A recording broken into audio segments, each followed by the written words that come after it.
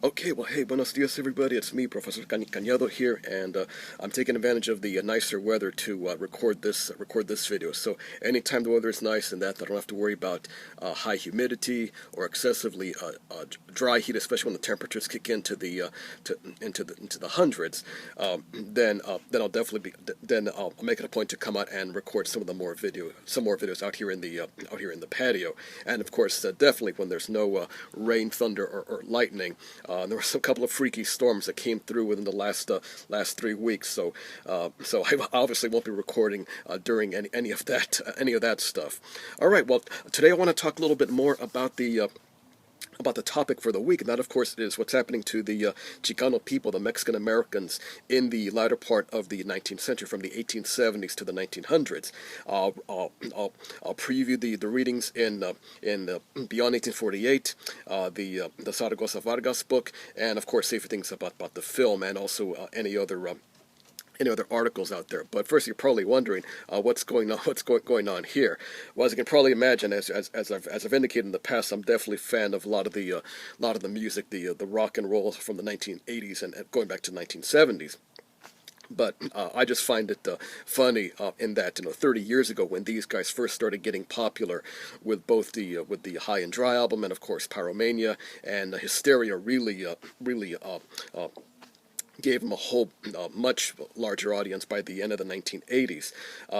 I recall back in those days, 1983, 1984, when people in my parents' generation, my grandparents' generation would complain, "Oh my gosh, that's evil music, that's hell, that's devil, sin, el diablo, ay Dios mío, ah, get that stuff away from me." And of course, a lot of the other bands got that same treatment. The Scorpions, Ozzy Osbourne, AC/DC, even going back into earlier times like the Rolling Stones and even the Beatles, that they were seen as the moral decline of the country. What's this youth coming to? Blah blah blah. All of that fun stuff. But I just find it so funny how 30, 40, even with the Beatles, 50 years on, this stuff is definitely timeless. So I mean, these guys are coming into town in Temecula coming up in November, and I've already got my tickets for that, so I'm definitely anxious to see that. All right, well, as I'm recording here, we've got a visitor here. My white cat Nick is roaming around, so don't be surprised if he decides to interrupt while the recording is going on. But let me go ahead right now and say a few things about the. Excuse me. I'm going to say a few things about the topic. So I'll quickly give a quick scan over what you have to be looking out for this week. All right. Well, again, the topic is the Chicano populations of the latter part of the 19th century. So go ahead and start things off with Chapter 5 from the Crucible of Struggle book. What Vargas does is give you a great panorama of what's happening to Chicanos in places like Arizona, New Mexico. He talks about land grants and protecting Hispanic lands. He does a great job of connecting the land issue with labor themes in the United States. So organized labor was really agitating toward the end of the 19th century, and Vargas does a great job of bringing in U.S. history to connect with a lot of themes that were affecting Chicanos, Mexican Americans in the latter part of the 19th century. He talks about how the Anglo-American economic and political structure is really making inroads, especially in places like Arizona and New Mexico, and of course Texas has pretty much been consolidated by that point in time, and California was clearly following suit too, especially as the railroads are making their way into places like Los Angeles, San Bernardino, Barstow, Riverside, all of these places. All right. Now, speaking of New Mexico, let's stay on the topic by looking at the Billy the Kid film. This is a great film, one of my favorites that PBS's American Experience released a few years ago.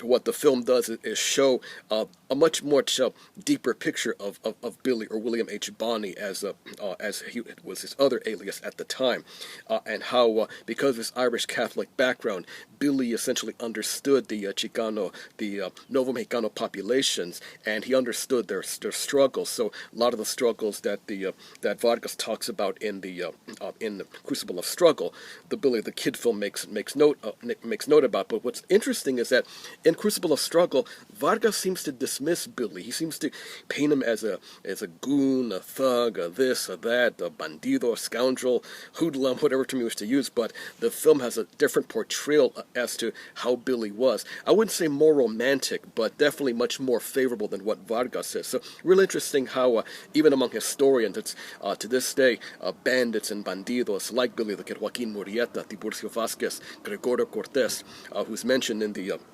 Vargas reading, how I guess it depends on your background, where you're from, whether you view him as a Robin Hood or just another goon or thug or crazy guy, lunatic, madman, whatever term you wish to use.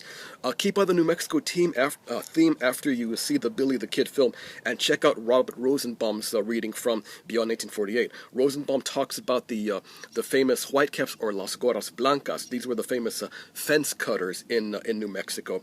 And what Rosenbaum does is really expand upon the theme that Vargas talked about, that is showing how what's happening in New Mexico is a perfect collision of many forces, including wider economic and labor forces taking place in the United States. So, essentially, all the stuff that's happening in New Mexico doesn't occur in a vacuum. What's happening in the United States on a wider scale, that has much impact on Chicano-based issues.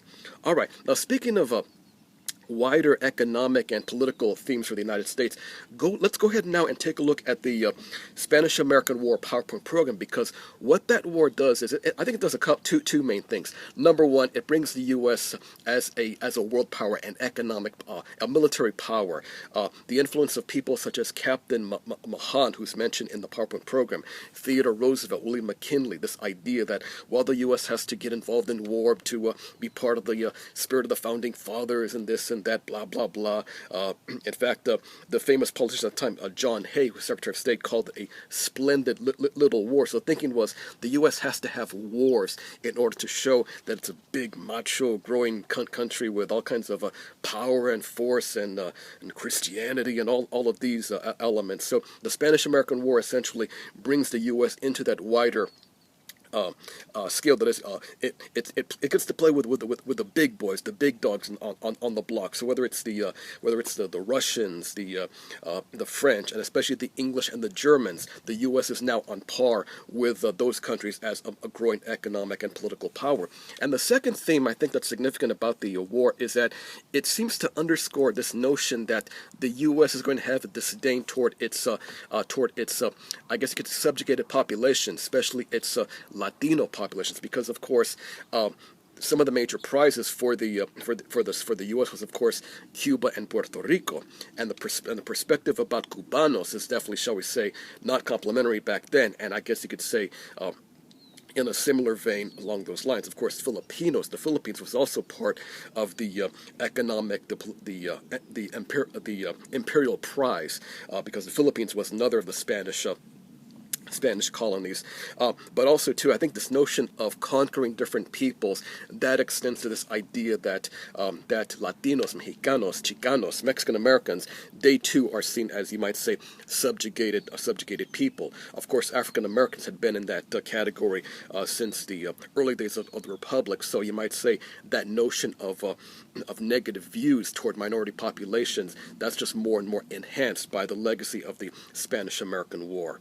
Okay, after the Spanish-American War, let's check out another PowerPoint program and check out the one about the Porfiriato in Mexico. Because in this point in time, here's when the U.S. really begins to penetrate economically and politically in Mexico by the tail end of the 19th century. The dictatorship of Porfirio Diaz, even though it on the surface had many benefits, there was a lot of, shall we say, nasty stuff brewing beneath the surface, and the program touches upon some of that too. And I think, as all of us know, what the legacy of the Porfiriato fed into what would become the Mexican Revolution. So people like Francisco Madero, Venustiano Carranza, and of course the famous bandidos, Pancho Villa and Emiliano Zapata, these come into the scene as a result of the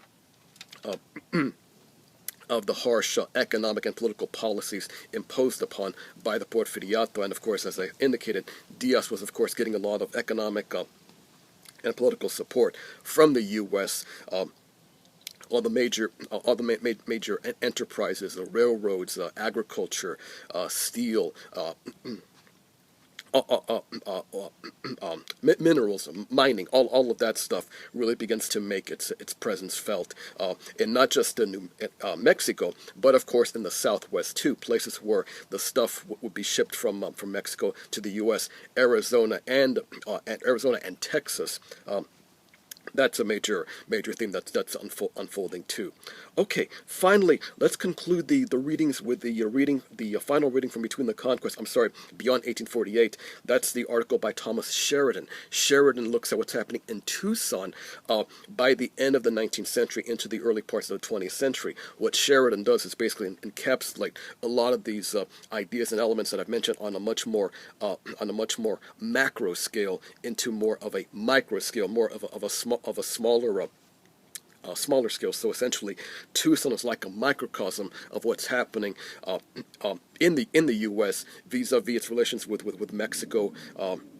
And of course, what happens, the after effects, the treatment of its of the Chicano, the Mexican American populations living in Tucson at the end of the 19th century. So of course, railroads, mining interests. Sheridan talks about that, and he talks about something called institutionalized subordination. Very, very important point that Sheridan mentions. So definitely keep that point in mind as you're going through the reading.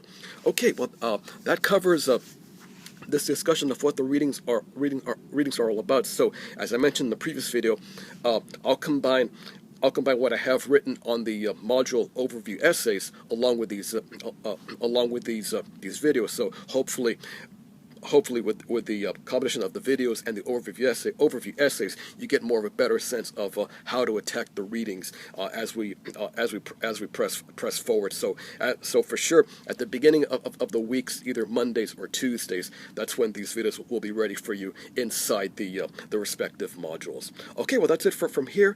I know I've got to make another video for you guys soon, so I'll double check and see what's coming up on the schedule and which one I need to record. So you guys, good luck to you this second week. Hope you're enjoying the class so far, and that you got everything taken care of with your books, your classes, and of course your favorite parking spaces if you have on-campus classes. So that's it from here. That's it from our French Valley headquarters. Nick's actually drinking water, but he didn't barge in like I thought he was going to, but I'm sure he'll do that next time. So you guys take care, take it easy. That's it from El Profesor, and I'll talk to you guys again very soon.